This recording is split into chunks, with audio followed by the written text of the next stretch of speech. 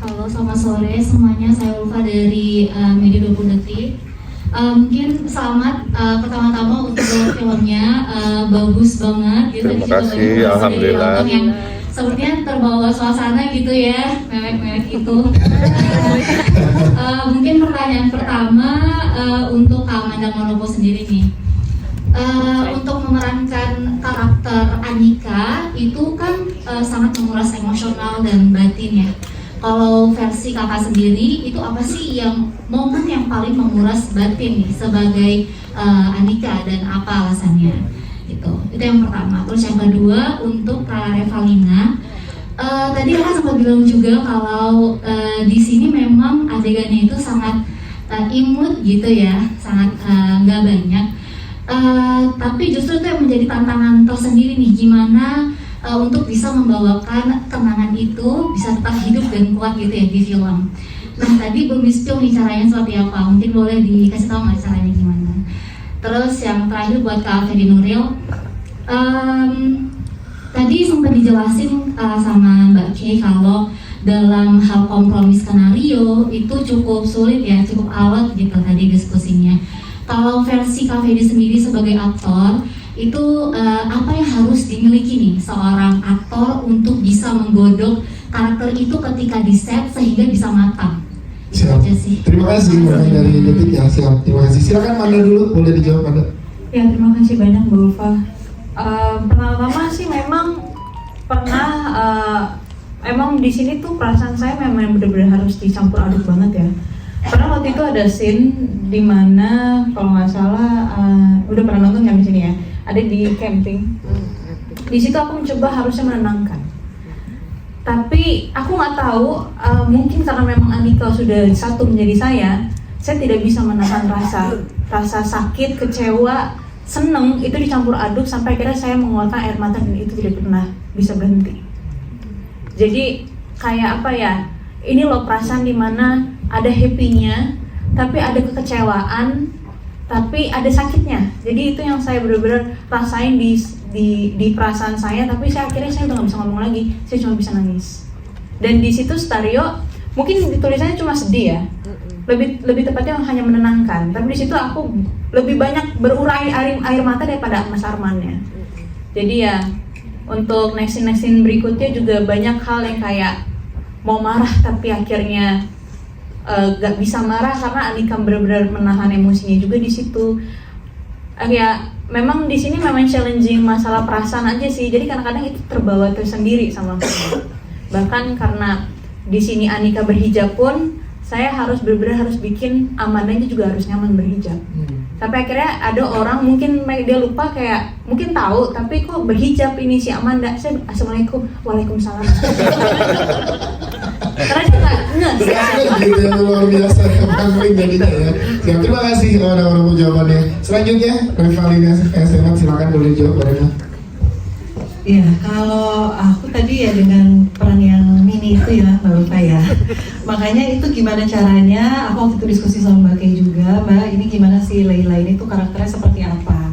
Terus juga waktu syuting ya Mbak, aku syuting cuma sama Mama, sama Mbak Windy, sama Yasmin masih kecil, masih bayi.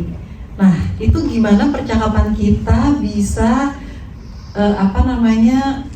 bisa jadi terkenang dan juga dapat gitu intinya. Dan waktu itu juga kan kita syutingnya sama anak bayi ya. Terus aku lagi ngomong, sedangkan dia nangis melulu ya. Jadi kita bingung, ini gimana? Tapi ceritanya di skenario mah dia bangun ya, dia nggak tidur. Cuman ya kalau dia bangun dia nangis. Ya itu udah sore, udah mau mulai malam ya Pak ya. Jadi kita juga rada bingung kita mau pakai ini gimana ya? Tapi dia harus bangun, dia udah ditidurin dulu aja deh. Akhirnya jalan keluarnya adalah anaknya ditidurin. Akhirnya baru bisa terjadilah scene itu, walaupun dengan ada lalat di kepala aku. Kalau ada yang ya, kalau ada yang tiba-tiba pas aku lihat apa ya di kepala, kenapa ada lalat diem di situ, dia nggak gerak-gerak. Tapi udah aku dihilangin pakai CGI. masih ada. Iya, masih ada di situ. Jadi pas aku lihat juga, oh oke, gitu ya. Dan iya natural banget si lalatnya juga nyaman di kepala aku. Jadi ya udah Ya semoga scene adegan itu juga bisa diterima dan memang ada tempat spesial juga untuk di hati penonton. Yes, terima kasih Pak jawabannya. Selanjutnya Mas Fedi dulu ya. Silakan Mas Fedi. Boleh ulang pertanyaannya tadi? Apa yang harus dimiliki aktor? Ya, untuk punya kepedulian sebegitunya dengan karakternya mungkin itu ya. Oke. Bisa menggodok Ya, karakter sehingga bisa menggodok lagi jadi Untuk bisa menggodok. Satu, mungkin bukan untuk semua aktor ini, untuk aku pribadi. Satu, memang harus suka sama keseluruhan cerita dulu gitu, sama adegannya atau sama ceritanya atau sama karakternya, ya itu bisa bertanya ke orang lain gitu. Setidaknya muncul rasa simpati atau lebih bagus lagi rasa empati dengan mendengar cerita, maka itu udah bisa dibilang punya modal untuk ngebentuk karakternya. Baik, terima kasih untuk jawabannya Mas Fedi, Amanda dan juga Mbak Reva. Selanjutnya gimana ke Lucy dari The Publicist? Silakan boleh berdiri.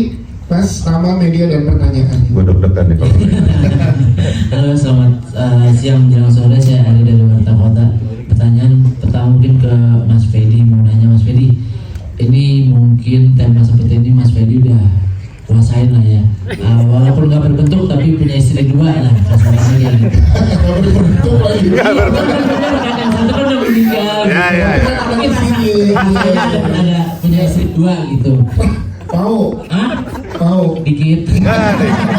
Mas Fedi, mungkin pertanyaan pertama ini adegan yang paling emosional di bagian yang mana sih Mas Fedi, dan untuk tersendiri itu harus seperti apa mempersiapkannya gitu. Yang kedua, ini kayaknya lebih teknis gitu. Kayak saya suka banget ngeliat Mas Fedi ketika ada adegan menangis, air mata keluar hanya di sebelah kiri. Lalu abis itu tiba-tiba dua-duanya air matanya keluar gitu. Itu mungkin momen di saat lagi nyamperin Aman di sebuah di rumahnya ya, di sebuah taman. Itu mungkin itu adegan yang cukup mungkin banyak juga. Mungkin bisa dimintain penjelasannya Mas Fedi ketika adegan itu lagi memikirkan apa sampai akhirnya bisa mengatur gitu air mata turun satu, habis itu dua-duanya mungkin nanti kita bisa contohin di rumah. Dan mungkin bisa dicontohin juga sama aktor-aktor lain gitu untuk adegan itu. intinya itu tuh. Dan begitu. Dan mungkin ada makna tersendiri nggak sih Mas Fedi, kenapa airnya satu dulu yang keluar, habis itu dua. Itu seperti apa gitu Mas Fedi? Makasih. Oh, ternyata tujuannya itu. Kayaknya ada yang habis bikin salah nih. Iya, jadi mau minta maaf nih biar Memakai cara minta maaf nih seperti itu. Pakai nangis. Oke, tadi pertanyaan yang pertama kalau nggak salah adegan yang paling ini emosional. Sama sih seperti Manda yang adegan camping, karena di situ kan Arman merasa akhirnya ada seseorang yang menanyakan perasaan dia, bukan hanya sekedar udah ikhlasin aja, udah sabar, udah cari yang baru gitu. Belum ada sebelumnya yang benar-benar nanya perasaannya itu gimana. Gitu.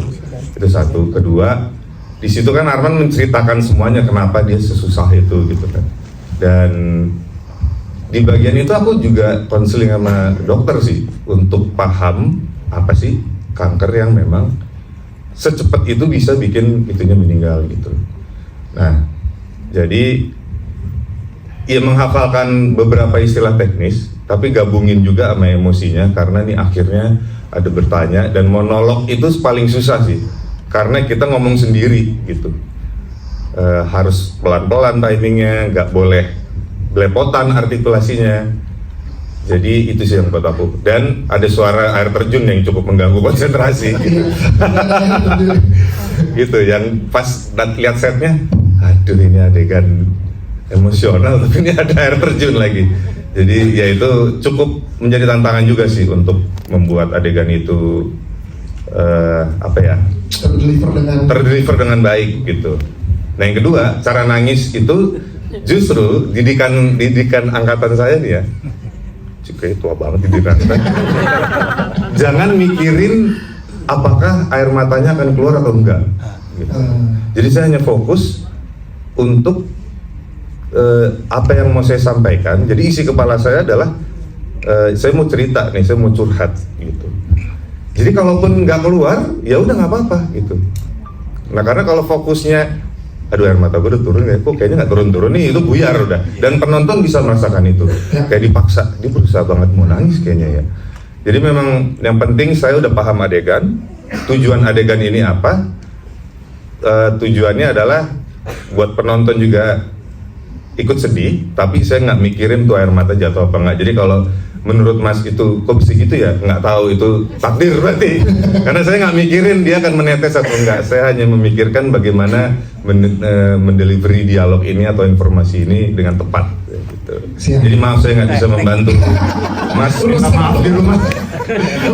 Jadi mungkin fokusnya minta maafnya tulus aja Mas. Netes nggak netes ya udah gitu. Istri bisa lihat dong Mas ketulusannya Mas. Iya gitu. Oke, terima kasih Mas Ferry jawabannya. Satu terakhir dari sebelah sini, silakan Mbak Lucy boleh dibantu. Siapa? Oke. Boleh beri nama, media dan pertanyaannya Mbak.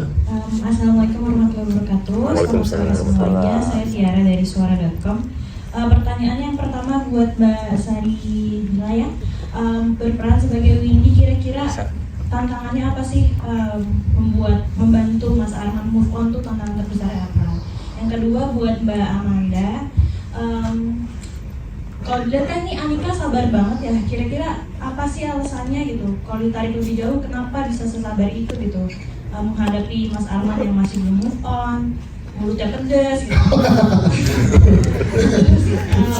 Intermezzo aja sih, kira-kira amit-amit ya jangan sampai kesampaian. Cuman kira-kira Kak Amanda kalau jadi posisinya Kak Anika bakal melakukan hal yang sama atau ninggalin Mas Arman? Kayak pertanyaannya, kamu seberapa mirip sih sama Anika pengen tahu. Ini banget pengen tahu. Intinya itu. Terima kasih. Silakan Mas Ardi mulai dulu tantangannya. Terima kasih Mbak. Tantangan terbesar adalah yaitu tadi saya juga baca dulu, mengerti dulu karakter Mbak Windy ini seperti apa, diskusi sama Mbak Rati, sama Mbak Kay juga, terus diskusi juga sama Arman dan juga sama Ibu.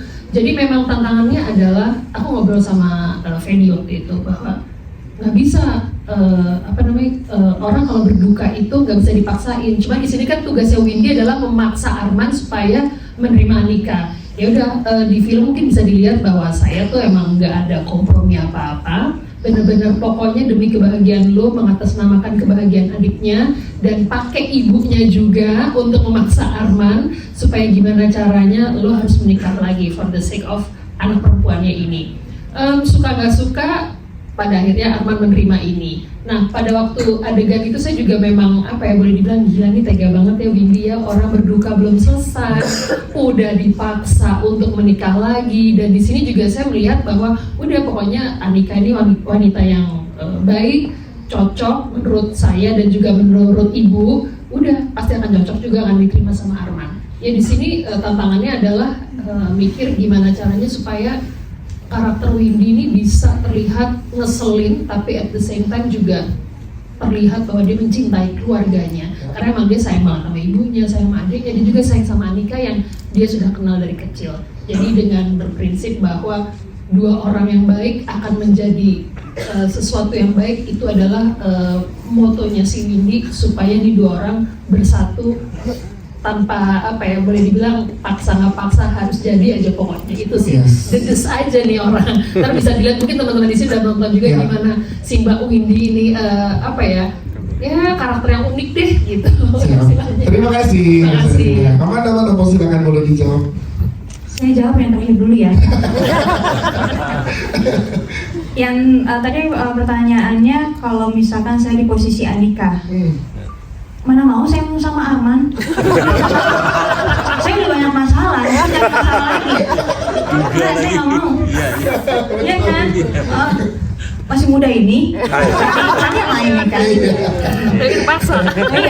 Nah, tapi di satu sisi, kenapa Anika bisa sesabar itu sama Arman? Karena tanpa, jadi gini, itu pertanyaan yang sebenarnya dia tanya ke mamanya Arman, gimana Mas Arman? Terus mamanya bilang aman atau enggak, udah kamu tenang aja untuk masalah itu, mama yang ngomong kan. Akhirnya kita sama-sama terpaksa sebenarnya kita menikah.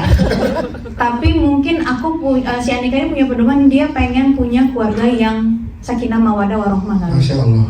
Nah dari situ dia selalu berjuang, berusaha terus untuk bisa membuktikan bahwa aku adalah istri yang bisa menjaga, melindungi kamu dan memberikan apapun yang seharusnya yang istri lakukan kepada suami gitu. Yang ada amanat dari sang ibunya juga, Iya, kan itu juga yang luar biasa kan. Tapi itu terus yang dia bangun dengan kesabaran dan kesetiaannya. Makanya judulnya Satu Imam Dua Makmum. Betul. Tepuk tangan dong sekali lagi teman-teman